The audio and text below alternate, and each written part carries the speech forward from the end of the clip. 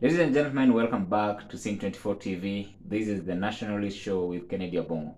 Our topic for today is African leaders bus ride to Queen Elizabeth state funeral. Why is this topic important? It is important because, for one, it has elicited a lot of debate, both on social media and also the media generally. People talk about it not only in Africa but also abroad. There was a picture that was shared, and many really felt that it was not appropriate for to have African leaders, travel the bus or use the bus to attend a state funeral. Reasons were, of course, given. We will consider those reasons why they were transported using a bus, and also why the others, such as President Biden, was exempted from such a ride.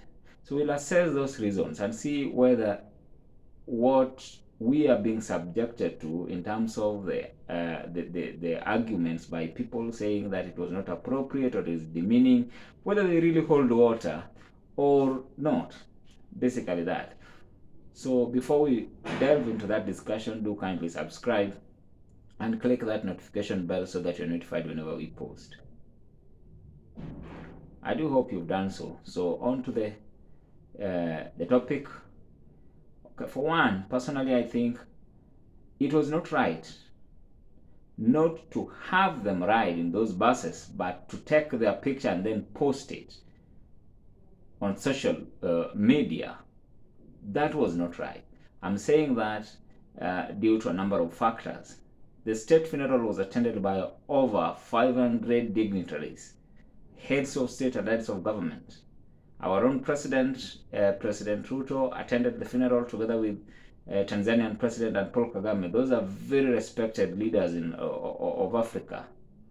So it was only the traveling arrangement was that to ensure seamless transportation of these leaders to and from Westminster, then using of a bus was the most possible way, so that people can have a better way of managing both time and, of course, the traffic that would always come with such high level visits or heads of state visiting a particular country.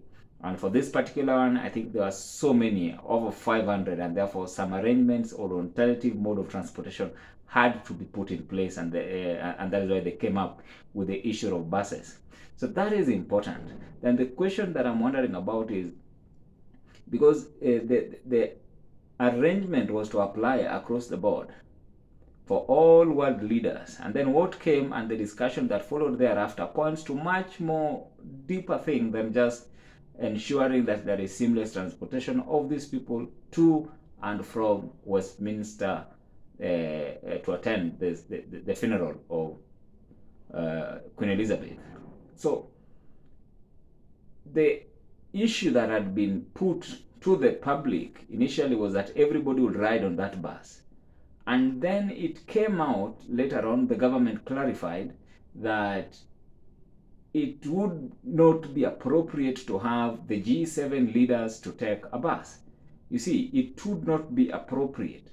Why would you use the word it would not be appropriate to have G7 leaders take a bus? And then now, when you already use such a word that it would not be appropriate to have G7 leaders take a bus, then you've put these leaders in a certain level. You consider them as, above the rest, and therefore there are certain things that they cannot do, and if they do them, then it would not seem in the eyes of the ordinary man or the common wananchi or the people in their respective nations as inappropriate. So who are these leaders who are considered to be that they cannot ride in such buses?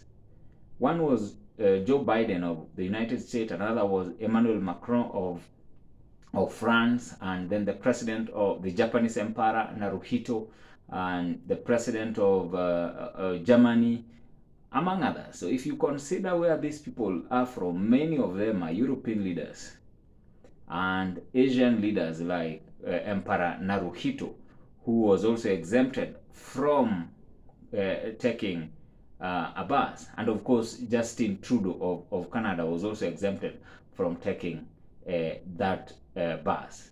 Another person who was exempted was the Israeli president, Hezron. So if you consider all these people, there is one thing that is common. All are European or Asian, or basically they're not black. Okay, that does not mean that only black people were transported using those buses. No, there were other white leaders who were transported using those buses, but you did not see their picture posted on social media. Why was the picture of African leaders taken and then posted in social media? Behind, actually, it was the picture that was used to, send this message that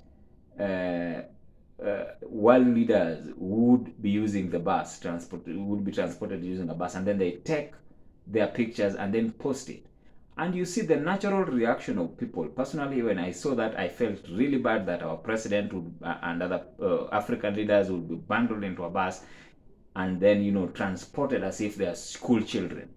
That does not depict what I would term as power. What is power? Power exercises, it demands its own space. Power demands its own space. The way President Biden, he came with his own entourage, he was allowed to use all his security detail. And what was the reason that was given? The reason that was given for exempting them was because of security reasons. So you wonder, what if you consider having all the African leaders in one bus?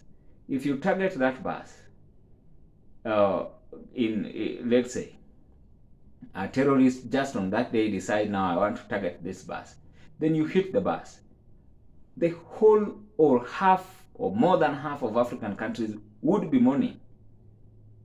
So that was even more of a security risk than really having them use their own vehicles, or having them come singly as they should have in such visits, but bundling them as school children, and worse off, taking their picture and sharing the same in social media was really bad.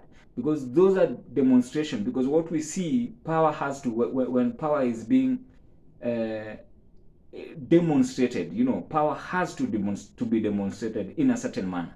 So what we see our leaders, when they are out there, we see them as ordinary people rather than the powerful men we know back home. So they are ordinary people. They can be bundled into a bus and transported like school children. Here we don't see that. They have their own air force. One, like President RUTO has here. He has his own tourist. He has his own everything, because he has his own space. But now he is there with other leaders, of course, but in a bus. It does not augur well with us as people. So those are things you would not expect to see Prime Minister of India, people like Narendra Modi or China's Xi Jinping, using such kind of transport. They would not use it because to the eyes of his people, he wants to remain powerful. He wants to be seen as powerful, that wherever he goes, he remains the president of his people. And his treatment as such cannot be degraded simply because he's gone to another country. So that is why I think it would have been much more respectable to have these people transported, if not in buses, but if it would have been, you organize it properly so that they are taken and then to Westminster using maybe, let's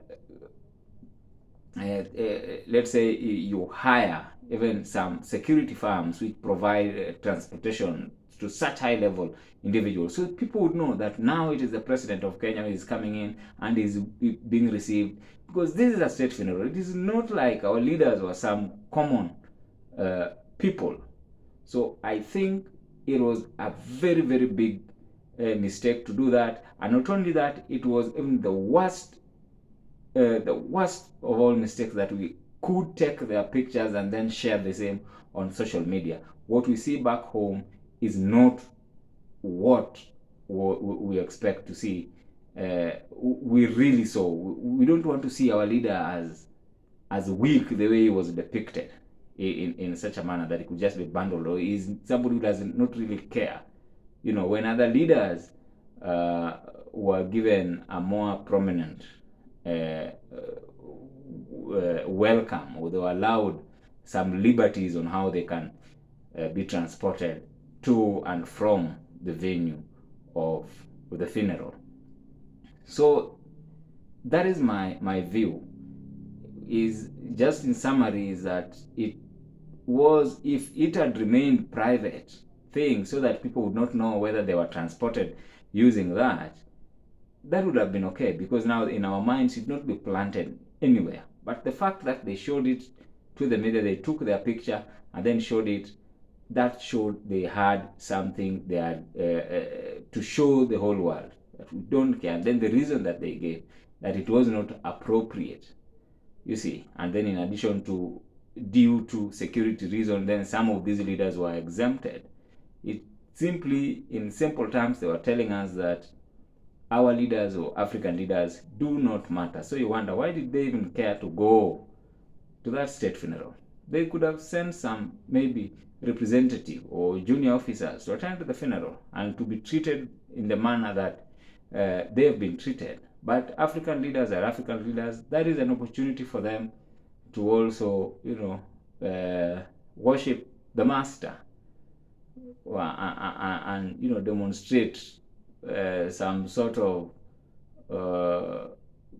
I don't know whether I would call it begging, because that is what they do when they are abroad. They go there to beg, and if you are a beggar, they treat you as one. They bundle you in a bus, transport you as school children. Thank you very much for watching. Until next time, I'm Kennedy Abo.